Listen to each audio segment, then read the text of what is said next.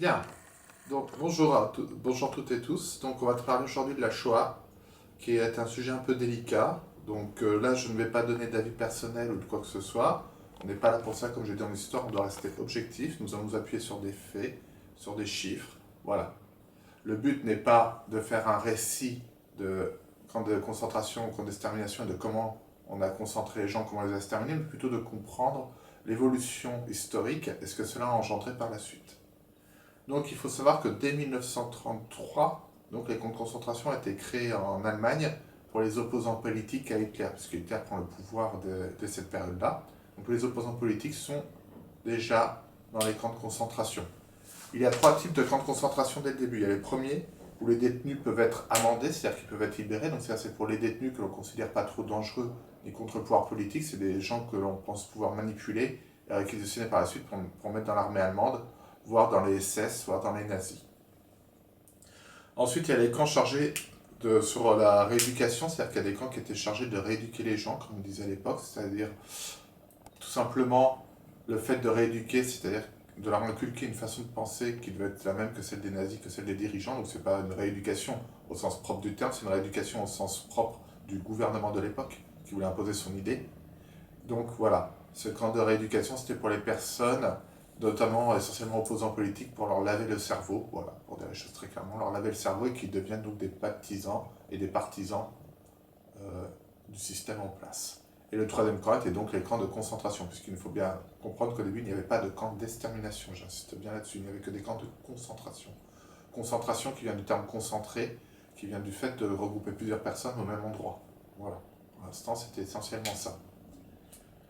Dès 1942, cela va changer, puisque, comme vous le savez, puisqu'on en a déjà parlé, les camps de concentration vont peu à peu devenir des camps d'extermination, sous la dirigée par Hitler et Emmerich. Cette nouvelle politique va en parallèle avec les premières défaites allemandes, donc les premiers revers militaires allemands, donc la crainte que la puissance des Allemands soit mise en cause, soit ébranlée, qu'il y ait de plus en plus d'opposants et tout ça. Donc cette crainte fait qu'au lieu de concentrer seulement emprisonner les gens, maintenant on va les exterminer pour faire encore plus peur, pour instaurer un pouvoir toujours sur la peur et le contrôle. Voilà. Il ne faut jamais oublier que les évolutions sont aussi en relation avec les guerres. C'est-à-dire que si le pays est victorieux, les conditions vont être plus souples. Si les pays sont moins victorieux, forcément les conditions vont être de plus en plus dures. Plus un système a peur de perdre son pouvoir, plus il va instaurer des règles dures, et plus il va faire peur et vouloir faire peur. Donc, Shoah, qui signifie grande catastrophe en hébreu, qui signifie beaucoup de choses aussi, parce que tout le monde n'est pas d'accord sur la traduction, mais on va dire que c'est grande catastrophe en hébreu, a fait 5 à 6 millions de morts rien que pour les juifs en Europe, ce qui représente les 2 tiers de la population juive de l'époque en Europe. Cela a été conduit par les SS et par Heinrich, qui était le chef de la RSHA. Donc voilà, et les SS. Donc cela a été fait par les nazis, je dis bien les nazis, puisque le SS était nazi, RSHA était les nazis aussi, puisque c'est pas tous les Allemands qu'on avait après les Juifs et qui voulaient exterminer les Juifs. Il faut bien comprendre ça. C'était les nazis qui pensaient que les Juifs étaient une race inférieure. C'était dans la politique de suprématie. Pour eux, les Juifs étaient la pire des races inférieures, comme les tziganes, comme les homosexuels, comme les handicapés mentaux, et ainsi de suite. Voilà. Pourquoi il y a eu beaucoup de Juifs morts? Parce que c'est vrai qu'ils se sont acharnés sur les Juifs, mais aussi il faut savoir qu'à l'époque, en Europe, il y avait moins de tziganes, il y avait moins d'handicapés mentaux reconnus. Voilà, ceci explique aussi la différence de chiffres.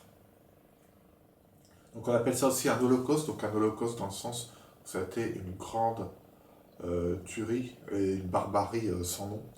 Ou un génocide, c'est quand on veut, c'est l'extermination systématique d'un peuple organisée bureaucratiquement, parce qu'il ne faut pas oublier que cette extermination a été organisée bureaucratiquement, elle a été faite méthodiquement, elle a été faite de manière consciencieuse et préparée.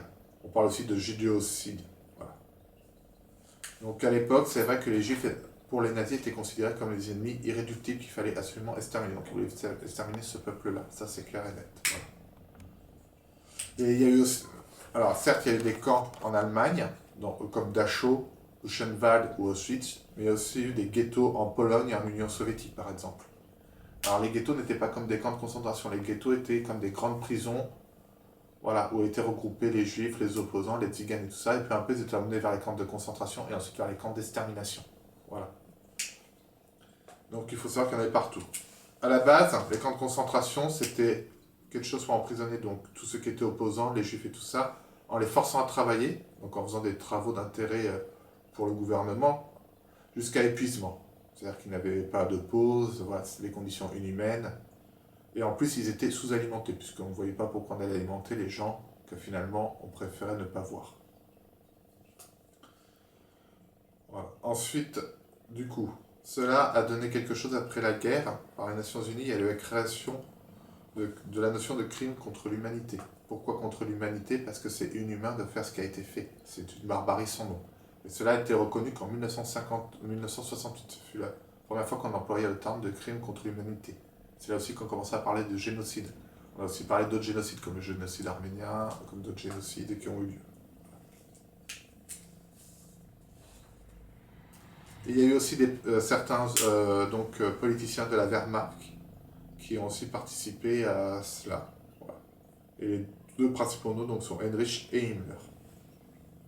Mais il n'y avait pas non plus que des gens qui voulaient tuer les juifs. Il y en a beaucoup, et beaucoup plus qui voulaient les sauver.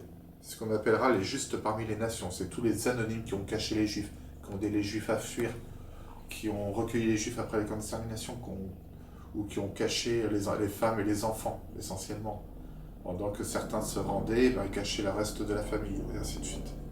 Il y a eu donc aussi les tziganes, les handicapés mentaux, les opposants, les résistants qui ont subi le même sort. Voilà.